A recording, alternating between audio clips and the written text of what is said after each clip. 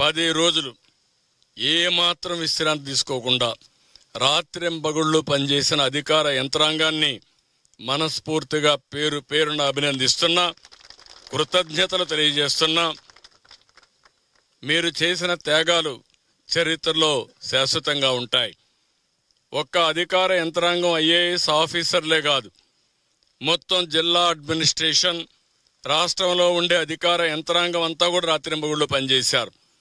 వీళ్లతో సమానంగా ఎంతోమంది శానిటేషన్లో పారిశుద్ధ కార్మికులైతే రాత్రింబగళ్ళు ఇవన్నీ కూడా క్లీన్ చేయడంలో చాలా శ్రద్ధ చూపించారు. దగ్గర 7,000 మంది పనిచేశారు. త్రాగునీరు కోసం కొన్ని వందల వేల మంది పనిచేశారు.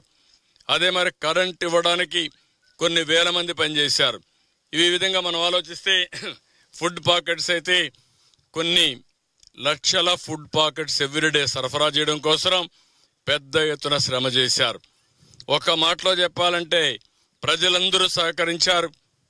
మనసుండే ప్రతి ఒక్కరు దృష్టి పెట్టారు, వారికి తగిన సహాయం చేశారు.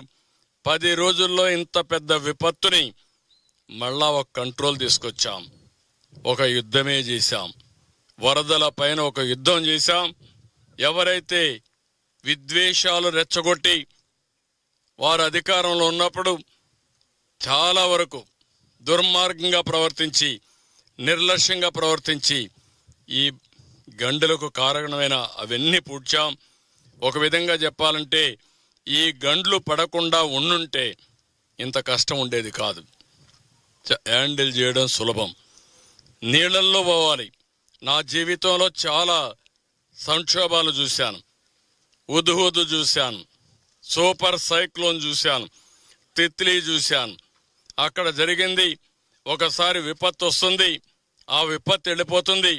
ఆ తర్వాత మనం రెస్టరేషన్ కానీ రిలీఫ్ కానీ ఫాస్ట్గా చేశాం. ఇక్కడ రిలీఫ్ చేయడానికి కూడా అవకాశం లేదు. 8 అడుగులు 10 అడుగులు 12 అడుగుల నీళ్లు, నీటి ప్రవాహం కూడా ఉధృతం. ఓసారి ఎన్డీఆర్ఎఫ్ చేతులు ఎత్తేసారు. మేము వెళితే కొట్టుకొని పోతాం కాబట్టి ఈ ఏరియాలో మేము పోవంటే మళ్ళీ అడుక్కొని ఎన్ని విధాల ప్రయత్నం చేయాలో అన్ని విధాల ప్రయత్నం చేశాం. ఆ ప్రాంతాల్లో హెలికాప్టర్లు పంపించాం. హెలికాప్టర్లు కూడా మీరు చూస్తే మొదటి రోజున ఈ బ్రీచ్ ఎప్పుడైతే పడిందో, నీళ్ళైతే వచ్చినాయో, ఆ రోజు రాత్రి నేను హోమ్ మినిస్టర్తో మాట్లాడాను. హోమ్ మినిస్టర్ గారితో మాట్లాడి కేంద్రంలో హెలికాప్టర్స్ పంపించమని, ఎన్డీఆర్ఎఫ్ను పంపించమని, పవర్ బోట్స్ పంపించమని వారికి అప్పుడే చెప్పాను. దాంతో తెల్లవారే కొందికి ఎక్కడెక్కడో ఉండే బోట్లని ఎయిర్ లిఫ్ట్ చేశారు. పంజాబ్ నుంచి పంపించారు, చెన్నై నుంచి పంపించారు, బెంగళూరు నుంచి పంపించారు. వివిధ ప్రాంతాల్లో ఉండే ఈ బోట్లు కానీ, అదే మరిగా ఎన్డీఆర్ఎఫ్ స్టాఫ్ను కానీ పెద్ద ఎత్తున పంపించారు. వాళ్ళందరూ వచ్చారు. వాళ్ళందరి సహకారంతో పనిచేశాం. మళ్ళీ తక్కువ ఉంటే రెండో రోజు ఇంకా ఎక్కువ తెప్పించాం. ఎన్ని ప్రయత్నాలు చేయాలనో అన్ని ప్రయత్నాలు చేసి ఈరోజు ప్రజల్ని కొంతవరకు ఆదుకోగలిగాం.